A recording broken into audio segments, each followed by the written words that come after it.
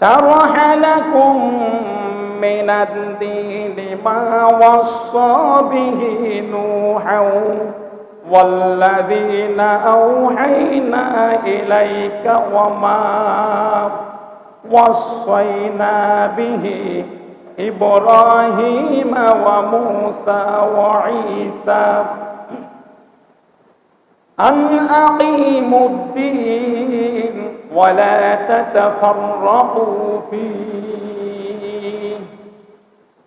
আল্লাহ রাব্বুল আলামিন তিনি কি বলছেন? আল্লাহ বলছেন শারহা লাকুম মিনাদ-দীন, দ্বীনকে আল্লাহ রাব্বুল আলামিন তোমাদেরকে বিধিবিধান হিসাবে নির্ধারণ করেছেন। দ্বীনকে আল্লাহ রাব্বুল আলামিন তোমাদের জন্য দ্বীনকে নীতি বা বিধি, দ্বীনকে তোমাদের জন্য বিধিবদ্ধ করে দিয়েছেন এই দ্বীনকে। এখন আল্লাহ রাব্বুল আলামিন তিনি বলছেন এই দ্বীনকে শুধু তোমাদের জন্যই দিয়েছি এমন নয়। এই দিন যথারীতিভাবে তোমাদের জন্য যেমন এই দিন কায়েম করা ফরজ করে দেওয়া হয়েছে, তোমাদের জন্য এই দিনকে যেমন বিধিবদ্ধ করে দেওয়া হয়েছে, ঠিক অনুরূপভাবে এই দিনকে আমি রব্বুল আলামিন হযরতে ইব্রাহিম আলাইহিস সালামকেও এই দিনটা বিধিবদ্ধ হিসেবে তাদের জন্য নির্ধারণ করে দিয়েছি, বলি সুবহানাল্লাহ। শুধু তাই নয়, কোরআনুল কারীমের ভিতরে আল্লাহ পাক বলছেন মূসা ওয়া ঈসা, এরপরে মূসা আলাইহিস সালামের উপরে, ঈসা আলাইহিস সালামের উপরে, নূহ আলাইহিস সালামের উপরে, এই আয়াতে কারিমার ভিতরে চারজন নবীর কথা বলেছেন আল্লাহ রাব্বুল আলামিন। বলছেন দিন তাদের জন্য, দিন তাদের উপরেও আমি বিধিবদ্ধ হিসাবে, আমি রব্বুল আলামিন বিধিবদ্ধ হিসাবে সেটা দিয়েছি, নির্ধারণ আমি করেছি। ঠিক অনুরূপভাবেও আল্লাহর হাবিবকে তিনি ডাক দিয়ে বলছেন আমার হাবিব তুমি শুনে নাও, শুধু ওনাদের জন্যই এটা দিন হিসাবে আমি নির্ধারণ করে নেই, চয়ন করি নেই, আমি বরংস তোমার জন্য আমি সেটাই করেছি। আল্লাহ পাক বলছেন আওহাইনা ইলাইকা, হে আমার হাবিব তোমার উপরেও এই দিনকে তোমার উপরেও আমি দিনকে বিধিবদ্ধ হিসেবে আমি নির্ধারণ করেছি, বলুন সুবহানাল্লাহ। দিন এটা প্রতিষ্ঠা করতে হবে। এখন আসুন কি বিধিবদ্ধ করলেন আল্লাহ রাব্বুল আলামিন, সেটা কোরআনুল কারীমের ভিতরে তিনি বলে দিলেন আন আকিমুদ্দীনা, যে তোমরা দ্বীনকে প্রতিষ্ঠা করো। আমরা প্রথমে শুনলাম নামাজ যেমন প্রতিষ্ঠা করা ফরজ, অনুরূপভাবে দ্বীনকেও প্রতিষ্ঠা করার তেমনই ফরজ। এর ভিতরে একটুও তারতম্য নাই। নামাজ যেমন 5 ওয়াক্ত আমরা আদায় করি, আদায় করা হলো আমাদের জন্য ফরজ, প্রতিষ্ঠা করা যেমন আমাদের জন্য ফরজ, ঠিক অনুরূপভাবে এই দ্বীনকে প্রত্যেকটা নর এবং নারীদের জন্য এই দিনকে প্রতিষ্ঠা করা ফরজ। কথা এতটুকু বুঝে আসছে আল্লাহর বান্দারা? এখন দিন কি? দিনের অর্থ হলো ব্যাপক। এখন আসুন এই দিন দ্বারা কি বুঝাইছেন, এই দিন অর্থটা কি, আল্লাহ রাব্বুল আলামিনের নিকটে এই দিন থেকে উদ্দেশ্যটা কি? আল্লাহ পাক সূরা আলে ইমরানের 19 নম্বর আয়াতে কারিমে আল্লাহ পাক বলছেন ইন্নাদ-দীনা ইনদাল্লাহিল ইসলাম। আল্লাহ রাব্বুল আলামিন তিনি বলেন যে ইন্নাদ-দীনা, নিশ্চয় দিন হলো কি, ইনদাল্লাহি, আল্লাহ পাকের নিকটে। আল্লাহ পাকের নিকটে দিন কি? দিন হলো, সেটাই হলো ইসলাম। সেটা হলো কি? ইসলাম। ইসলামটাই হলো আল্লাহ রাব্বুল আলামিনের কাছে হলো দিন।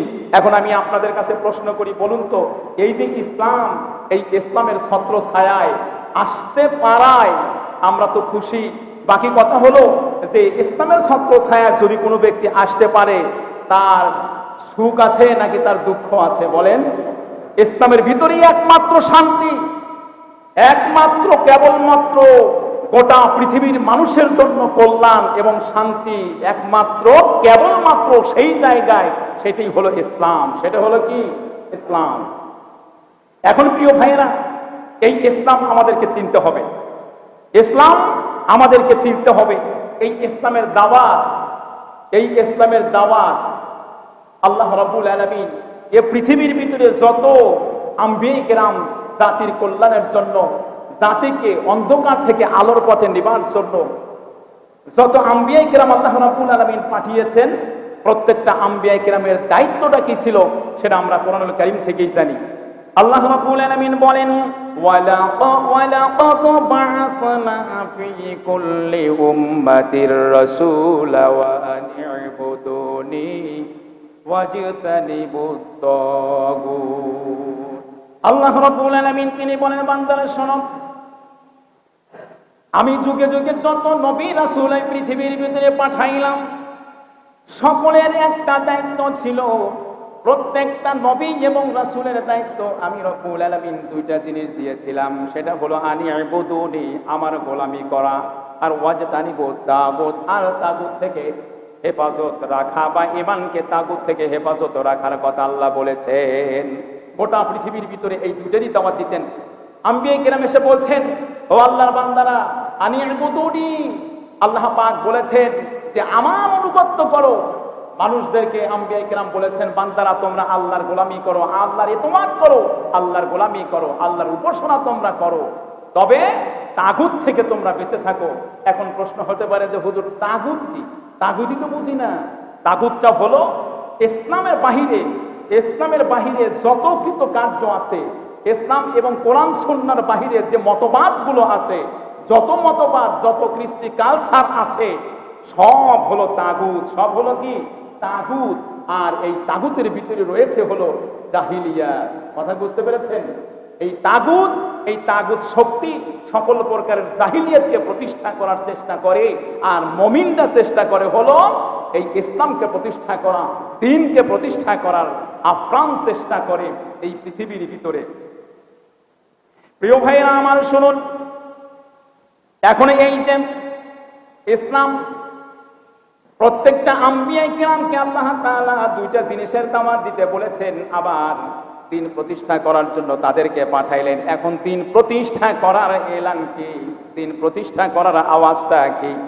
যত নবী রাসূল এখানে এসেছেন, সকল নবী রাসূল সকল প্রকারের জালিমের কাছে, তারপরে কাফেরের কাছে, মুশরিকদের কাছে একটাই পানি নিয়ে গেছেন যে তোমরা দ্বীনের ভিতরে তোমরা দীক্ষিত হও। সকলেই বলুন লা ইলাহা ইল্লাল্লাহু মুহাম্মাদুর রাসূলুল্লাহ। সকল আম্বিয়া কেরাম দ্বীনে দীক্ষিত করার জন্য জালিম শাহির কাছে, এরপরে মুশরিকদের কাছে, কাফেরদের কাছে একটি ইসলামের দাওয়াত নিয়ে পৌঁছিয়েছেন, সেটাই হলো লা ইলাহা ইল্লাল্লাহ। এটা হলো দাওয়াতের কালিমা, এটা হলো দাওয়াতের কথা। এখন প্রিয় ভাইয়েরা, এই যে দাওয়াত, কি দাওয়াত? এটা এখান থেকে লা ইলাহা ইল্লাল্লাহ দ্বারা কি প্রতিষ্ঠা করতে চায়, কি দাওয়াতটা এ মুমিন ও মুসলমান আম্বিয়া কেরাম দিতে চায়, সেটা হলো তাওহীদের দাওয়াত। সেটা হলো কি? তাওহীদের দাওয়াত। বলেন তো, লা ইলাহা ইল্লাল্লাহর অর্থ কি? নেই কোনো মাবুদ এক আল্লাহ ছাড়া। আল্লাহ ছাড়া কোনো ইলাহ নাই, আল্লাহ ছাড়া কোনো মাবুদ নাই, আল্লাহ ছাড়া রিজিক দাতা নাই, আল্লাহ ছাড়া আইন দাতা নাই, আল্লাহ ছাড়া বিচার কর্তা নাই, আল্লাহ ছাড়া জীবন দাতা নাই, আল্লাহ ছাড়া মৃত্যু দাতা নাই। একমাত্র রব যিনি, তিনি হলেন আল্লাহ, আর তিনি হলেন এক। তিনি হলেন কি? এক।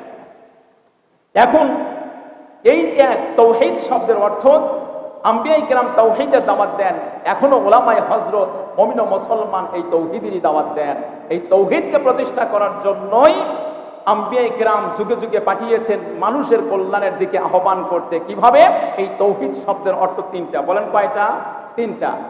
এই তাওহীদের স্তর, তাওহীদের অর্থ হলো তিনটা: তাওহীদুল উলুহিয়্যাত, আর তাওহীদুর রুবুবিয়্যাত, আর তাওহীদুল আসমাই ওয়াস সিফাত। এখন আসুন, তিনটা বললাম। বলেন, এই তাওহীদের অর্থ হলো তিনটা, তাওহীদের স্তর হলো তিনটা। নাম্বার 1 তাওহীদুল উলুহিয়্যাত, এরপরে তাওহীদুর রুবুবিয়্যাত, তাওহীদুল আসমাই ওয়াস সিফাত। এই তিনটা স্তর এবং এই তিনটা অর্থ। এখন যদি কোনো ব্যক্তি তাওহীদুল উলুহিয়্যাত এইটা যদি আদায় করে, এটা একটা অংশ আদায় করলো। রুবুবিয়্যাতকে ছেড়ে দেওয়া যাবে না। এই রুবুবিয়্যাত যদি কোনো ব্যক্তি আল্লাহকে রব হিসেবে জানে কিন্তু উলুহিয়্যাত আদায় করে না, তাহলে সে একটি অংশ আদায় করলো, এখনো সে পরিপূর্ণ তৌহিদ অর্জন করে নাই। অনুরূপভাবে যে কথা বলছিলাম, উলুহিয়্যাত শব্দের অর্থ কি? উলুহিয়্যাত শব্দের অর্থ হলো গোলামি করা, দাসত্ব করা, ইবাদত করা। বান্দা, আল্লাহ পাক এই বান্দাকে পৃথিবীর ভিতরে পাঠিয়েছেন, বলুন কিসের জন্য? ইবাদতের জন্য। আর আমরা সেটা কোরআনুল কারীমের মাধ্যমে সেটা জানতে পারি। ওয়ামা খালাকুতুল জিন্না ওয়াল ইনসা ইল্লা লিয়াবুদুন। আল্লাহ রাব্বুল আলামিন তিনি বর্ণনা করেছেন, বান্দারা শোনো, তোমাদেরকে পৃথিবীর ভিতরে পাঠিয়েছি, তোমাদেরকে পৃথিবীর ভিতরে পাঠিয়েছি আমার দাসত্ব করার জন্য, আমার গোলামি করার জন্য, এমনিতে সময় নষ্ট করার জন্য আমি পাঠাই নাই। আনন্দ খাও দাও ফুর্তি করো, এই আনন্দের জন্য আমি শুধু এখানে পাঠাই নাই, আমি তোমাদেরকে পাঠিয়েছি আমার গোলামি করার জন্য। বান্দা বান্দা কাজ করবে কিন্তু সেটা ইবাদতে পরিণত হবে না। একটা কথা বলি, হযরতে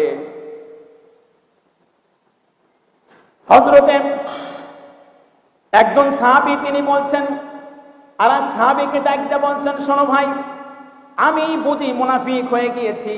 বলে যে কেন তুমি এই কথাটা বললা? তিনি হতভম্ব হয়ে গেলেন, কি ব্যাপার? হযরতে আবু বকর রাদিয়াল্লাহু তিনি ডাকতে বলেন, কি ব্যাপার, তুমি এমন কথা তুমি বলছো, তুমি তো মুনাফিক নও, আমি তো জানি তুমি একজন আল্লাহর জলিল কদর সাহাবী। বলছে না ভাই, আমি মুনাফিক হয়ে গেছি। ভাই কিভাবে তুমি মুনাফিক হয়ে গেলাম? বলছে আমি যখন রসুলের কাছে থাকি, যখন রসুলের সান্নিধ্যে থাকি, রসুলের কথা যখন শুনি, তখন মন থাকে একভাবে, তখন রসুলের দিকে মন থাকে, দিনের দিকে মন থাকে, আল্লাহর দিকে মন থাকে। যখন রসুলের দরবার থেকে যখন আমি চলে আসি, কোনো কাজ বাজে লিপ্ত হয়ে যায়, তখন আমার মেজাজটা দুনিয়ার দিকে ছুটে যায়, দুনিয়ার দিকে ছুটে যায়। এখন হযরত আবু বকর সিদ্দিক রাদিয়াল্লাহু চিন্তা করছেন, হ্যাঁ এটা তো আমারও, তাহলে তো আমিও মুনাফিক হয়ে গেছি। ব্যাপারটা বুঝছেন? কারণ আবু বকর রাদিয়াল্লাহু এই কথা বলার পরে এখন বলছেন, ভাই তাহলে আমিও তো মুনাফিক হয়ে গেছি। কারণ রসুলের দরবারে থাকার পরে আমার যে একটা মন তৈরি থাকে, একটা মনের ভাব তৈরি হয়, কিন্তু ওখান থেকে আসার পরে আবার আরেক ভাব তৈরি হয়, তাহলে তো আমিও তো নিজে থেকে নিজে মুনাফিক হয়ে গেছি, আমার অন্তর তো মুনাফিক হয়ে গেছে। তখন তিনারা পরামর্শ করলেন যে ঠিক আছে, এখন এর বিষয়টা নিয়ে আল্লাহ রসুলের কাছে যাই, প্রকৃত পক্ষেই আমরা মুনাফিক হইলাম কিনা। কথা কি বুঝতে পেরেছেন? তখন আল্লাহর হাবিবের কাছে এসে বলছে, ইয়া রাসূলুল্লাহ, ইয়া হাবিবাল্লাহ, আমি মুনাফিক হয়ে গিয়েছি। বলছে কি ব্যাপার সাহাবী, তুমি মুনাফিক হয়ে গেলা, ব্যাপারটাকে কিভাবে তুমি বুঝলা তুমি মুনাফিক হয়ে গিয়েছো? তখন আল্লাহর হাবিবকে ডাকতে বলছে, ইয়া রাসূলুল্লাহ, ইয়া হাবিবাল্লাহ, যত সময় পর্যন্ত আপনার কাছে থাকি, অত সময় পর্যন্ত আপনার দিকে মনটা ঝুঁকে থাকে, দিনের দিকে থাকে, আল্লাহর দিকে থাকে, মনটা বড় ভালো থাকে। কিন্তু যখন আপনার সান্নিধ্য থেকে যখন আমি চলে যাই, আমি দেখেছি ওই দুনিয়ার কাজ বাজ যখন লেগে যায়, দুনিয়ার দিকে আমার মনটা চলে যায়। আল্লাহর হাবিব তখন ডাকতে বলছে, শোনো, মুমিনের জন্য দুনিয়ার কাজ মূলত দুনিয়া না। সুবহানাল্লাহ বলেন। মুমিন যারা হবে, মুসলমান যারা হবে, দুনিয়ার কাজটা তাদের জন্য দুনিয়া না, তাদের জন্য কোনো দুনিয়াবি কোনো কাজ নয়। মুমিনের প্রত্যেকটা কাজ হতে হবে হলো ইবাদত।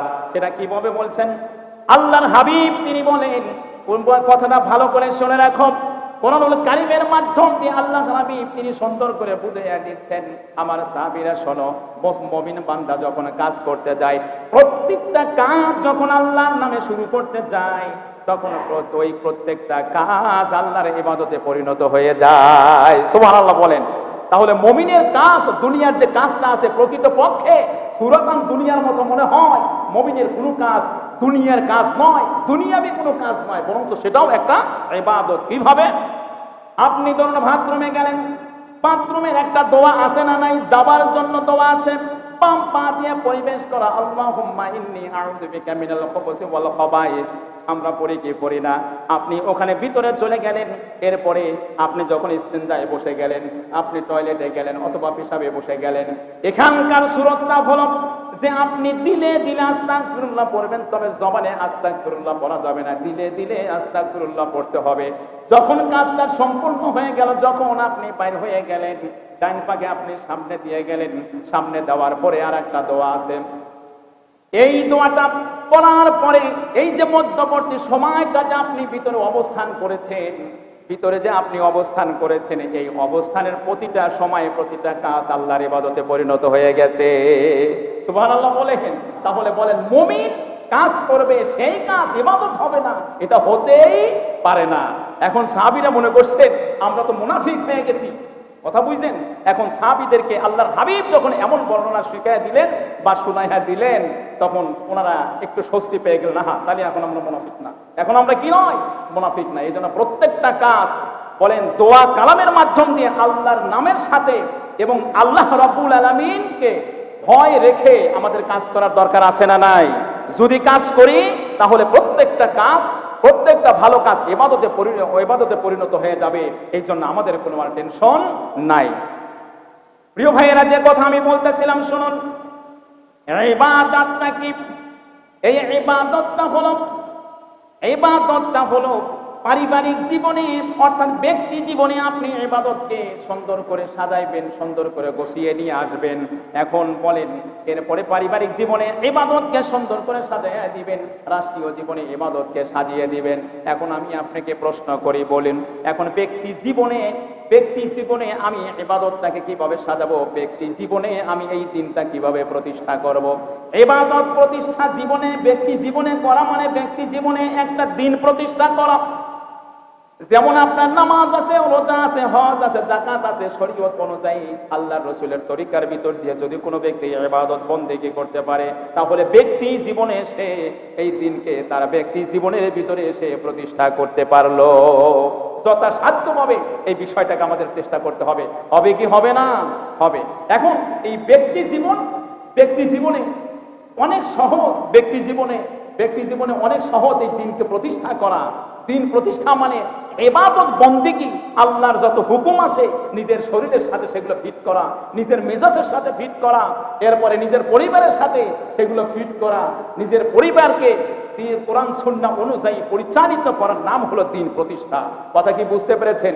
এখন এটাও সহজ, কিন্তু সামাজিকভাবে এবং রাষ্ট্রীয়ভাবে আপনি কিভাবে করবেন? এখন আমি যদি চিন্তা করি, আমি এককভাবে যদি চিন্তা করি, আমি রাষ্ট্রীয়ভাবে দিন প্রতিষ্ঠা করতে চাই, আদৌ কি সম্ভব? বলেন, আদৌ কি সম্ভব? আদৌ সম্ভব নয়। এখন বলি যে দিন প্রতিষ্ঠা, একামত বা একামতে দিন, এই দিন প্রতিষ্ঠা করার ক্ষেত্র হলো তিনটা। বলেন কয়টা? তিনটা। এই দিন প্রতিষ্ঠা করতে হবে ব্যক্তি জীবনে, এই দিন প্রতিষ্ঠা করতে হবে পারিবারিক জীবনে, এই দিন প্রতিষ্ঠা করতে হবে আপনার সামাজিক অথবা রাষ্ট্রীয় জীবনে দিন প্রতিষ্ঠা করতে হবে। এখন আসুন প্রিয় ভাইয়েরা, এখন দিন প্রতিষ্ঠা কিভাবে করবেন? দিন প্রতিষ্ঠা কিভাবে হবে? এখন আমরা দিন প্রতিষ্ঠা নিজের ব্যক্তি জীবনে অতি সহজে করতে পারি যদি আমরা চেষ্টা করি, পারিবারিক জীবনে দিন প্রতিষ্ঠা করতে পারি যদি আমরা চেষ্টা করি, কিন্তু সামাজিক জীবনে এবং রাষ্ট্রীয়ভাবে আপনি দিন প্রতিষ্ঠা করবেন কেমনে? কথা বুঝতে পেরেছেন? দিন প্রতিষ্ঠা কেমনে করতে হবে? আল্লাহ রাব্বুল আলামিন পবিত্র কোরআনুল কারীমের ভিতরে বলেন যে রাষ্ট্র যদি মুসলিম রাষ্ট্র হয় এবং সেই মুসলিম রাষ্ট্রের ভিতরে যদি মুসলিম সরকার যদি হয়, মুসলিম শাসক যদি হয়, মুসলিম রাষ্ট্রে মুসলিম শাসক যদি হয়, তাহলে সেই মুসলিম শাসকের জন্য দফা, সেই রাষ্ট্রের ভিতরে চারটি দফা চালু করতে হবে। বলেন কয়টি দফা? চারটি দফা চালু করতে হবে।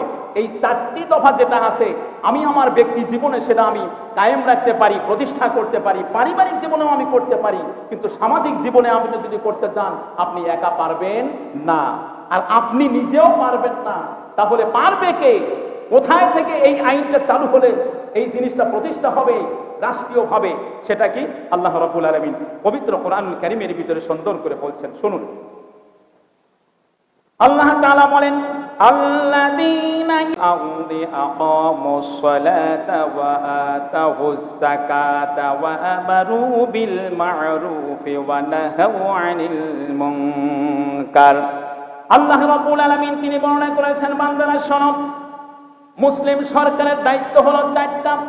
মুসলিম শাসক যখন শাসন করবে তার দফা হলো চারটা, তার চেষ্টা থাকতে হবে চারটা দফা সে যেন প্রতিষ্ঠা করতে পারে। নাম্বার এক, আল্লাহ রাব্বুল আলামিন তিনি বলছেন সেই দেশের মধ্যে, জমিনের মধ্যে ওই মুসলিম সরকার সর্বপ্রথম যেই জিনিসটা চালু করবে, কায়েম করবে, সেটাই হলো আকামুস সালাত, নামাজ প্রতিষ্ঠা করবে।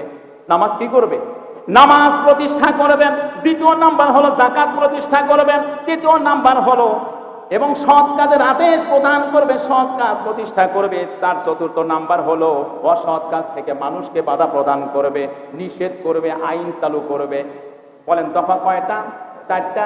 নাম্বার এক, নামাজ প্রতিষ্ঠা করা। নাম্বার দুই, যাকাত প্রতিষ্ঠা করা।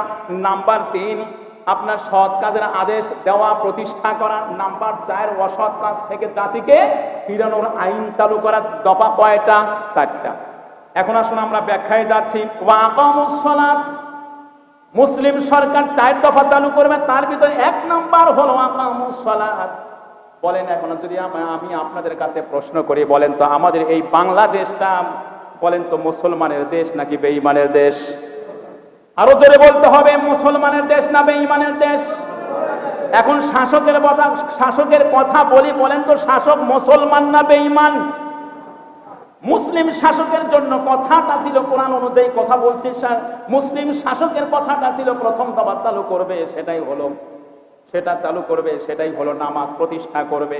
এখন বলেন তো এই ছোট আমার ছোট্ট জীবনে ওই জগৎ থেকে এই জগৎ পর্যন্ত আমি যতগুলো পার্লামেন্টের সংসদগুলো আমি দেখেছি, এই সংসদের ভিতরে যতগুলো আমি বক্তব্য শুনেছি, আমার জীবনে কোনোদিন একজন ব্যক্তিও বলে নাই যে তোমরা নামাজ প্রতিষ্ঠা করো। বলছে? কথা বলেন, বলছে? পার্লামেন্টের এতগুলো সদস্য, কোন একটা সদস্য বক্তব্যের আগে এবং পরে মাঝখানে একটা কথা কোনোদিন বললো না যে মাননীয় স্পিকার, আমি আপনার মাধ্যমে সরকারের কাছে আমি একটি আবেদন করতে চাই, গোটা বাংলাদেশের ভিতরে নামাজ প্রতিষ্ঠা করতে হবে। এ কথা জিন্দেগিতে বলেছে কোনো মেম্বার? কখনো কোনো সংসদ মেম্বার এই কথাটা বলে নাই। যদি কোনো আলেম দিয়েছে, অবশ্যই এই মেসেজটা কোনো না কোনো দিন তারা দিয়েছে, কিন্তু আলেমদের কথা শুনবে কেটা? কথা কি বুঝতে পেরেছেন? কারণ আলেম জাতি এরা তো কল্যাণের কথাই বলবে, এদের কথা শুনবে না।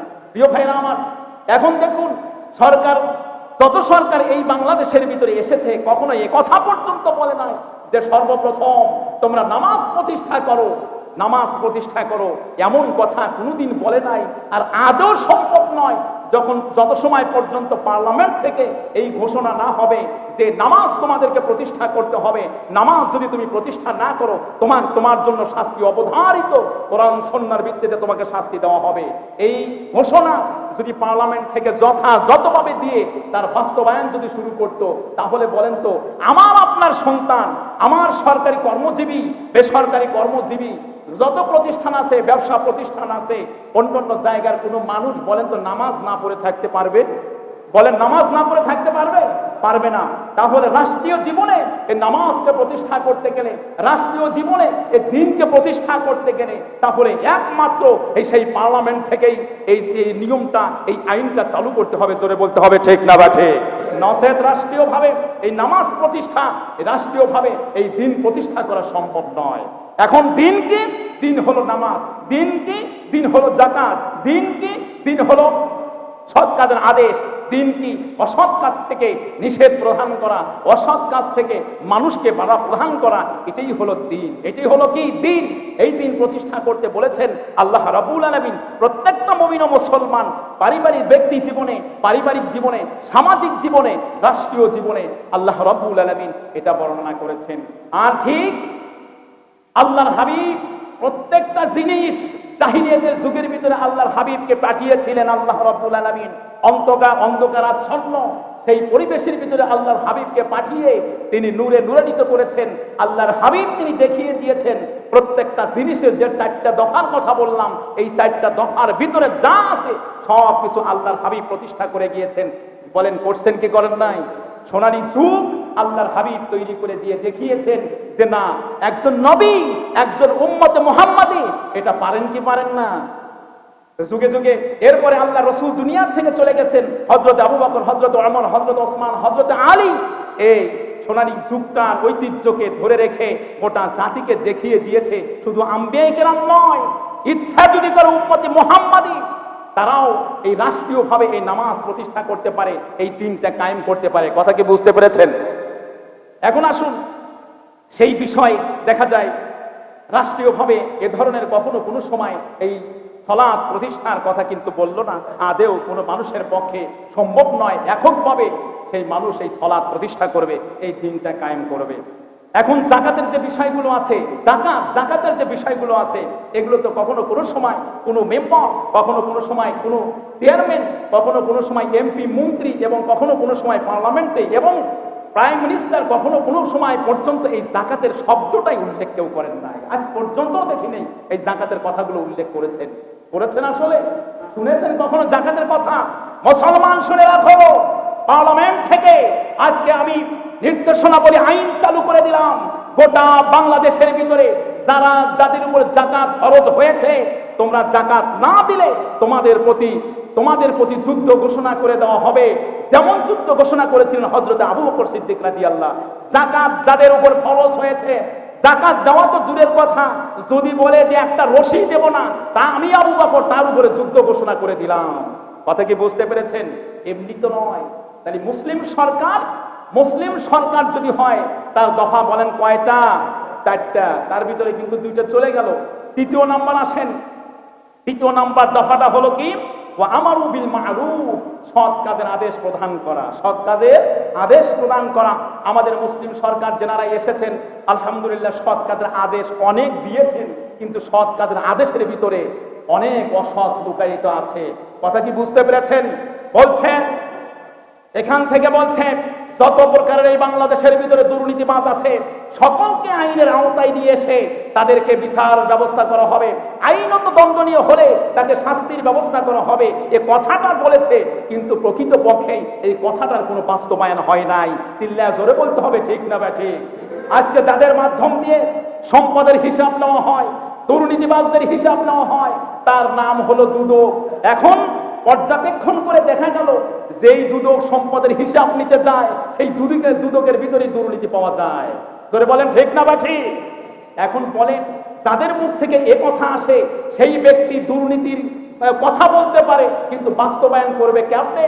এই জিনিসটা যদি তল্লাশি করা যায়, তার মুখ দিয়ে এই আইনটা চালু করবে, তার ভিতরেই দুর্নীতির অভাব নাই। চিল্লা বলতে হবে, ঠিক না বা ঠিক?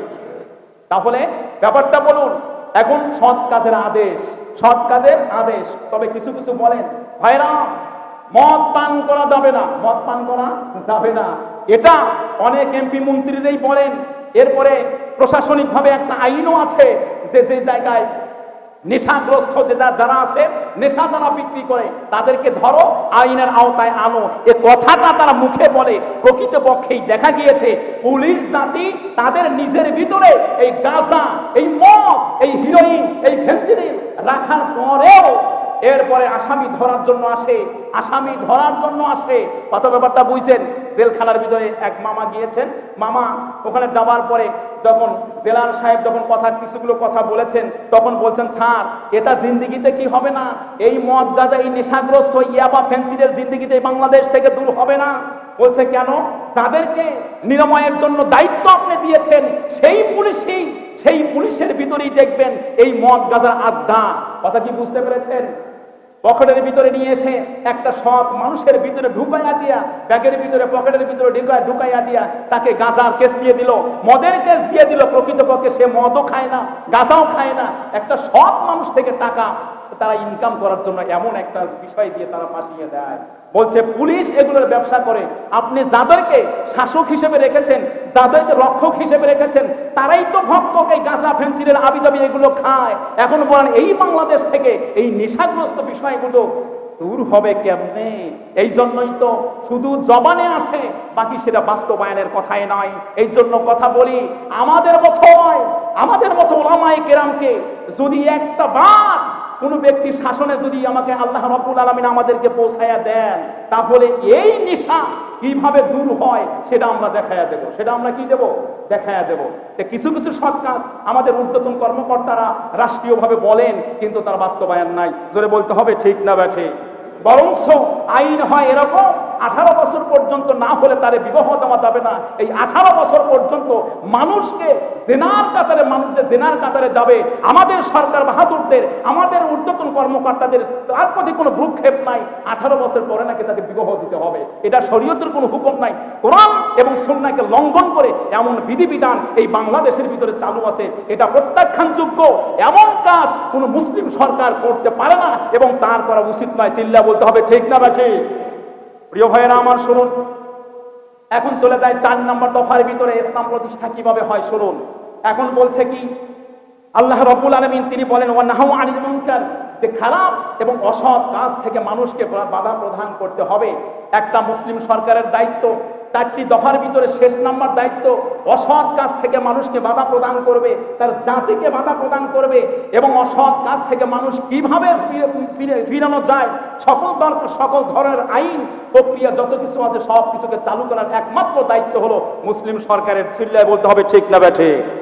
এখন আমাদের বাংলাদেশের ভিতরের কথাটাই বলি, যে আমাদের সেই ঊর্ধ্বতন কর্মকর্তা প্রাইম মিনিস্টার থেকে শুরু করে নিম্ন স্তরের যত আমাদের মাতব্বর এবং দায়িত্বশীল ব্যক্তি যেনারা আছেন, বলেন তো আদেও কি এই অসৎ কাজ থেকে মানুষকে বাধা প্রদান করে? প্রকৃত পক্ষে কিন্তু করে না, সুরতান দেখা যায় করে। ব্যাপারটা বুঝছেন? এক ডাক্তার বলছে বিড়ি সিগারেট খাওয়া যাবে না, কিন্তু পরক্ষণই যা দেখবেন ডাক্তার নিজেই বিড়ি খাচ্ছে। কথা কি বোঝেন নাই? এই তো এইভাবে অসৎ কাজ থেকে মানুষকে নিষেধ করে। এখন বলুন অসৎ কাজ কি? যদি কোন সরকার যদি বলে হ্যাঁ আমি অসৎ কাজ থেকে তো অনেক প্রকার আইন চালু করে দিয়েছি, আমি তো অসৎ কাজ থেকে আমার জাতিকে বাধা প্রদান করেছি, কেন? আমরা মদ থেকে মানুষকে দূরে সরার আইন পাশ করেছি, এখন দেখি মদের বার খুলে দিয়েছেন এবং সেই মদ খায় লাইসেন্সের মাধ্যমে। এটা কি দিন প্রতিষ্ঠা হলো? বলেন মুসলিম সরকারের এটা কি দিন প্রতিষ্ঠা হলো? মদের ভার খুলে দিয়েছেন আর আপনি বলছেন যে মদ এই নেশাগ্রস্ত যদি কোনো ব্যক্তিকে পাওয়া যায় তারে ধরো, আইনের আওতায় নিয়ে আসো। তোমরা যে লাইসেন্স নিয়ে যে মদ খাচ্ছ, তোমাদের শাস্তিটা কে দিবে? এটা মুসলিম সরকার, একটা মুসলিম দেশের ভিতরে কোনো মুসলিম সরকারের এটা বাঞ্ছনীয় নয়। জোরে বলতে হবে, ঠিক না ব্যাঠি?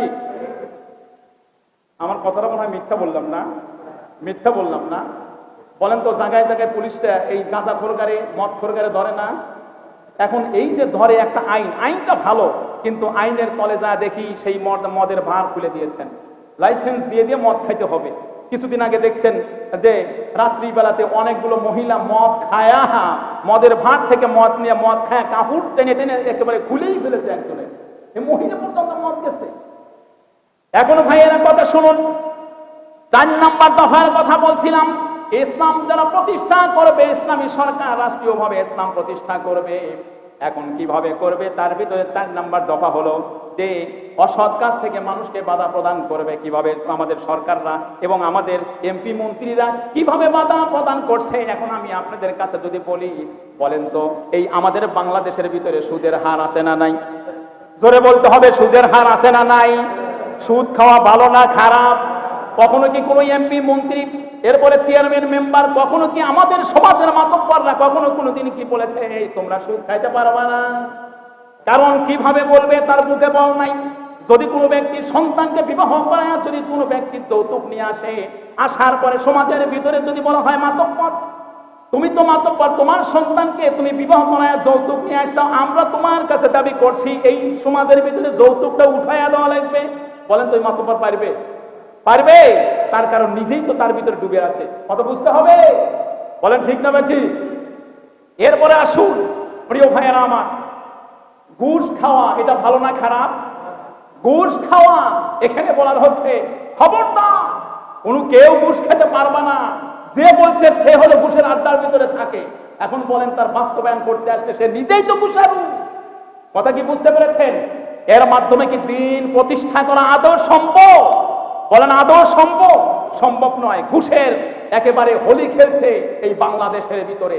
কোন জায়গায় আপনি চাকরি নিতে যাবেন সেই জায়গায় ঘুষ আর ঘুষ। সবগুলো অফিসে যান, ঘুষ ছাড়া কাজ হয় না। এরপরে চলি ভাইরা, আমাদের এই বাংলাদেশে দুর্নীতি আছে না নাই? দুর্নীতি আছে। এই দুর্নীতিটা করা ভালো না খারাপ? তাহলে এই দুর্নীতির কথা আমাদের সংসদ থেকে বলা হয়, কিন্তু সংসদের প্রত্যেকটা পার্লামেন্টের সদস্য এই দুর্নীতির ভিতরে জড়িত আছে না নাই? আছে। এরপরে বলা হচ্ছে চাঁদাবাজির কথা। এখন চাঁদাবাজির কথা বলে, এই চাঁদাবাজি করা এটা ভালো না খারাপ? আমাদের বাংলাদেশে চাঁদাবাজি আছে না নাই? চাঁদাবাজি আছে।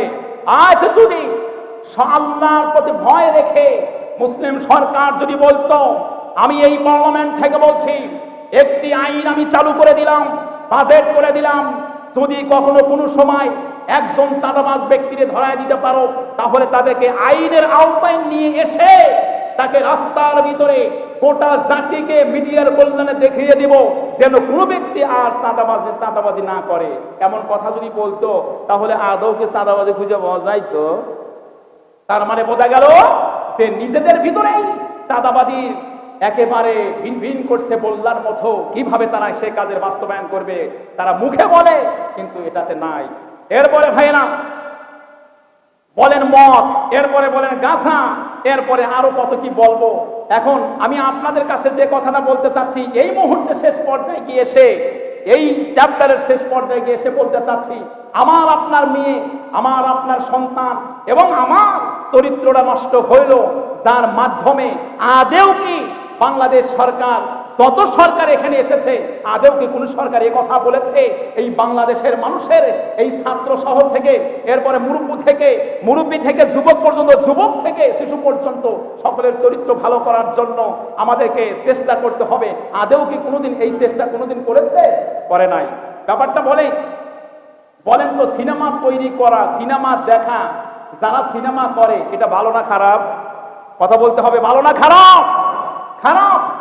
অথচ আমাদের বাংলাদেশের মুসলিম সরকারের হাত দিয়ে সেটা রিলিজ হচ্ছে, সেটা পাস হচ্ছে। সিনেমা পাস হচ্ছে। সিনেমা দেখলে বুঝি হজেরটা মানে হজের সওয়াব হয়, তাই না? সিনেমা দেখলে বুঝি সওয়াব হয়, বরং সওয়াব হয় না। আমার আপনার সন্তান এবং নিজেদের চরিত্র সহ শেষ হয়ে গেছে। কি হয়ে গেছে? শেষ হয়ে গেছে। মোবাইল যারা আমরা বড় মোবাইল পালি, এখন সেই পকেটে টিপি বিসিআর সব চলে আসছে। ভালো কিছু দেখতে লাগলাম, অ্যাড আসে, হলো অ্যাড আসে, এমন অ্যাড আসে, প্রিয় ভাইরা, একটা মানুষ উপকায়ত হয়ে যেতে পারে। আর হয়েও যাচ্ছে। আমাদের সমাজটা ভালো হবে কেমনে? আজ পর্যন্ত বাংলাদেশ সরকার মুসলিম সরকার হবার পরেও তারা রিলিজ দিচ্ছে। আর বলি, আমার দেশের সন্তানগুলো ভালো হয় না কেন? আমার দেশের সন্তানগুলো সুন্দর রেজাল্ট করতে পারে না কেন? করবে কেমনে? অটো পাসের বিষয়টা সামনে রেখে সকলের হাতে হাতে তুমি মোবাইল দিয়ে দাও, কাজ হয়ে যাবে। কথা কি বুঝতে পেরেছেন?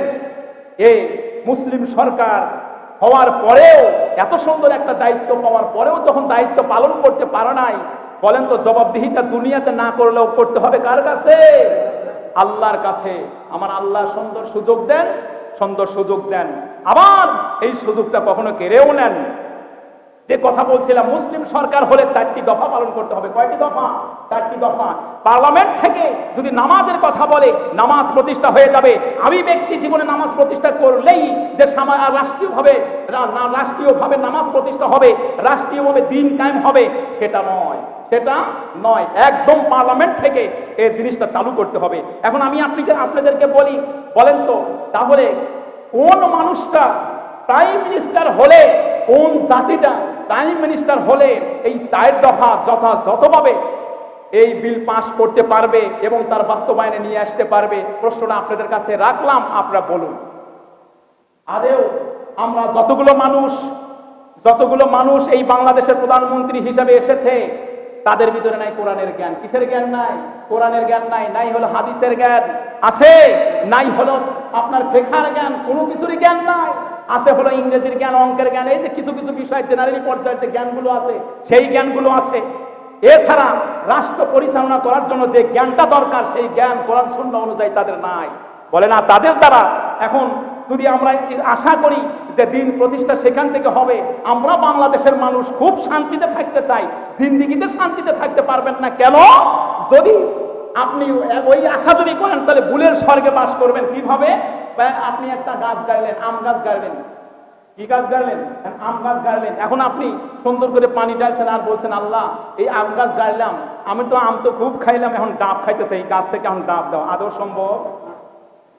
এটা যেমন আশা করা ব্যাকুবি, মানে ভুলের স্বর্গে সে বাস করছে। অনুরূপ ভাবে যাদের ভিতরে আল্লাহর ভয় নাই, যাদের ভিতরে কোরআন নাই, যাদের ভিতরে হাদিসের জ্ঞান নাই, ওই মানুষকে যত সময় পর্যন্ত প্রাইম মিনিস্টার হিসেবে তৈরি করবেন, এই বাংলাদেশের মানুষ কখনো শান্তি পাবে না। কথা কি বুঝতে পেরেছেন?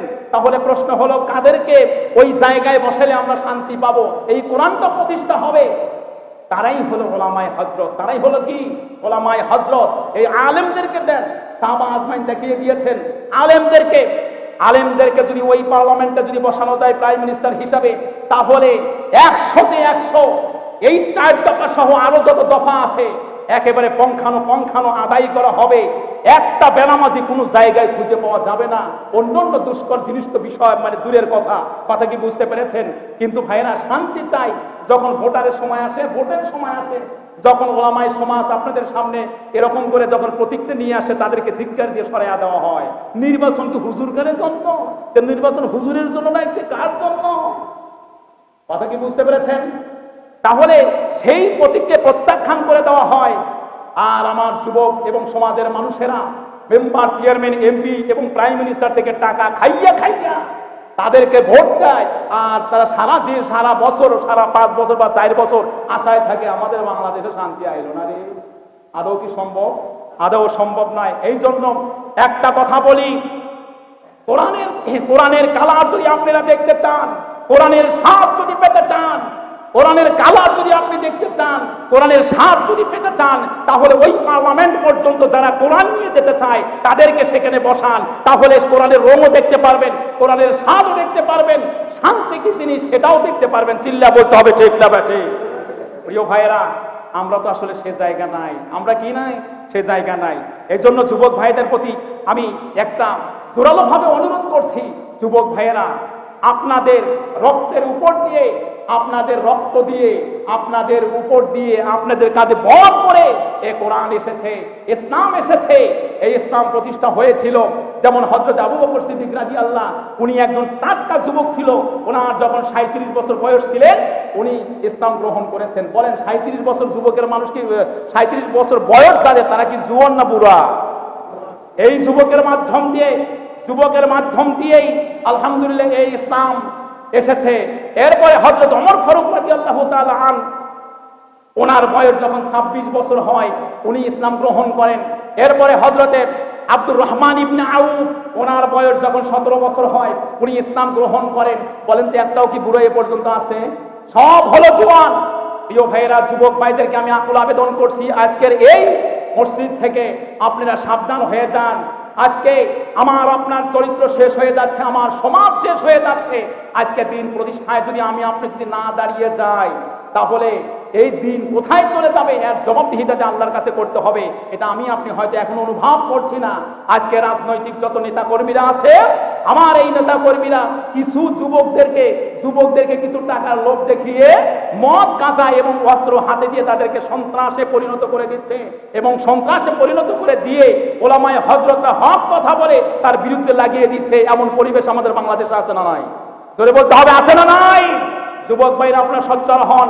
আজকে কোঠা আন্দোলন করতে গিয়ে ছাত্র সমাজ, ভার্সিটি এবং কলেজ, তারপরে স্কুলের ছাত্র সমাজ দেখিয়ে দিয়েছে, আপনাদেরকে চোখে আঙ্গুল দিয়ে দেখিয়ে দিয়েছে আন্দোলন কারে বলে, কিভাবে জালিম সরকারকে, জালিম প্রাইম মিনিস্টারকে বিদায় করতে হয় সেটা কিন্তু দেখিয়ে দিয়েছে। স্টিম রুলারের সামনে ওনারা কিন্তু দাঁড়িয়েছিল, সীসাগোলা প্রাচীরের ন্যায় দাঁড়িয়েছে, বুকের উপর পর্যন্ত কত গুলি গিয়েছে, তারপরে ভয় পায় নাই। তাদেরকে একটা দাবরানি দেয়, আবার এসে চাপ দেয়। চিল্লা বলতে হবে ঠিক না ঠিক? এই ছাত্রগুলো দেখিয়ে দিয়েছে গোটা বাংলাদেশের মানুষকে, দেখো আন্দোলন কিভাবে করতে হয়, শান্তিপূর্ণ আন্দোলন করতে গিয়ে বাধা দিলে তাকে অ্যাটাক কিভাবে করতে হয়, সেখান থেকে কিভাবে প্রতিহত করতে হয়, সব কিন্তু দেখিয়ে দিয়ে গেছে। জোরে বলেন ঠিক না বা ঠিক? এখান থেকে আমাদেরকে শিক্ষা দিতে হবে।